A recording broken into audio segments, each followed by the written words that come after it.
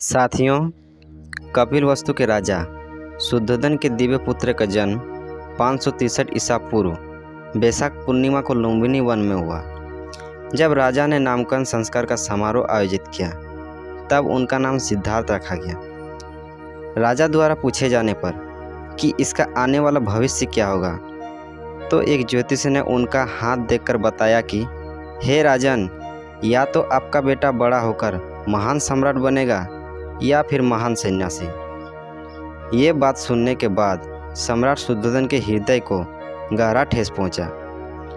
उन्होंने पूछा कि अगर ये राजा के बजाय सन्यासी बन जाता है तो मेरे बाद इस साम्राज्य का उत्तराधिकारी कौन होगा, क्योंकि यही तो मेरा एकमात्र पुत्र है। इसलिए हे ज्योतिषी, मुझे कुछ ऐसा उपाय बताइए जिससे मैं इसे भविष्य में सन्यासी बनने से रोक सकूं।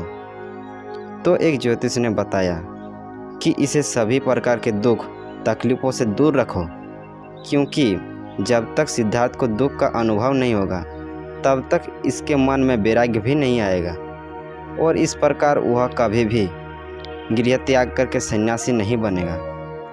राजा ने बिल्कुल वैसा ही किया। उन्होंने महल के अंदर ही सभी प्रकार के सुख सुविधाओं के साथ उनका लालन पालन किया। युवा होने पर यशोधरा नाम की एक बहुत ही सुंदर कन्या से उनका विवाह करा दिया। साथियों, एक दिन की बात है, सिद्धार्थ को नगर भ्रमण की इच्छा हुई।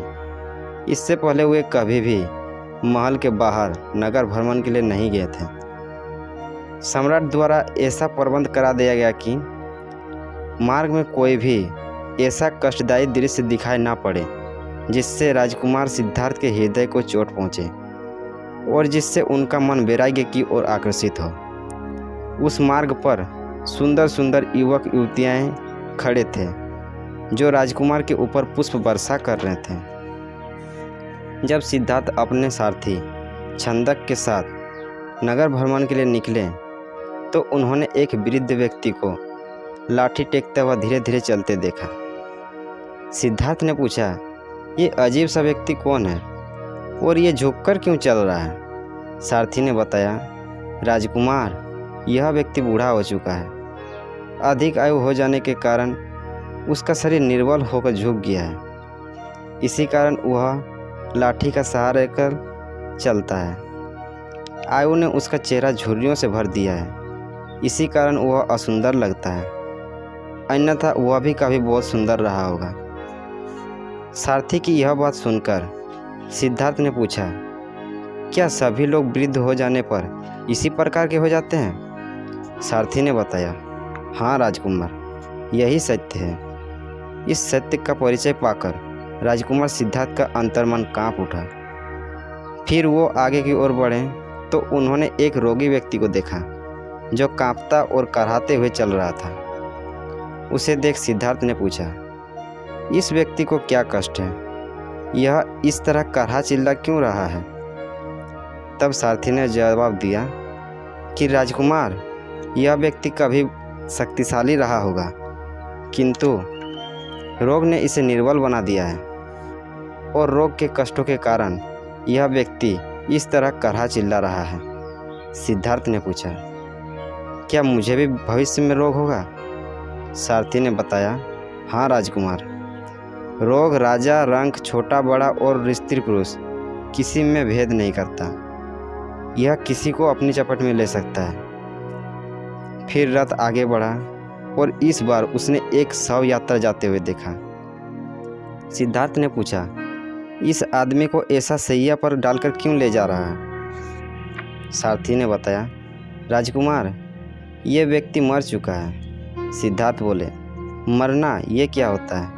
तब सारथी ने बताया कि ये बुढ़ापे के बाद की अवस्था है। सिद्धार्थ ने आश्चर्य से पूछा, तो क्या मुझे भी मृत्यु प्राप्त होगी?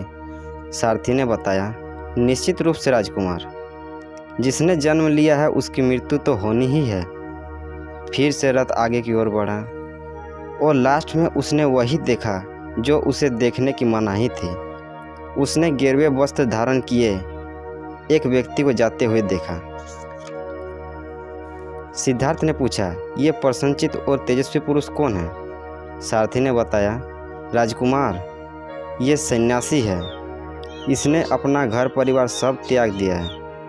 ये सन्यास के राग द्वेष से मुक्त है। संसार में कुछ भी होता रहे, इसे कोई फर्क नहीं पड़ता। इसी कारण यह सदैव प्रसन्न रहता है। अब राजकुमार सिद्धार्थ ने मन ही मन विचार किया कि इस संसार के भोग विलास में कुछ नहीं रखा। अब मैं भी सारे सांसारिक सुखों का त्याग कर सन्यासी बन जाऊंगा।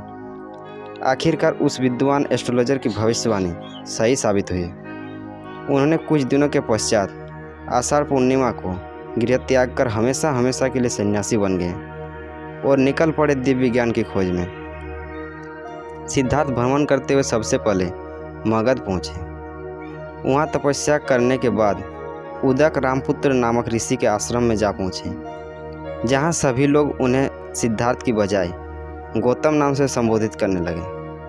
तत्पश्चात उनका नाम सिद्धार्थ से गौतम पड़ गया। फिर वे तपस्या करने उरुवेला नामक स्थान पर जा पहुँचे।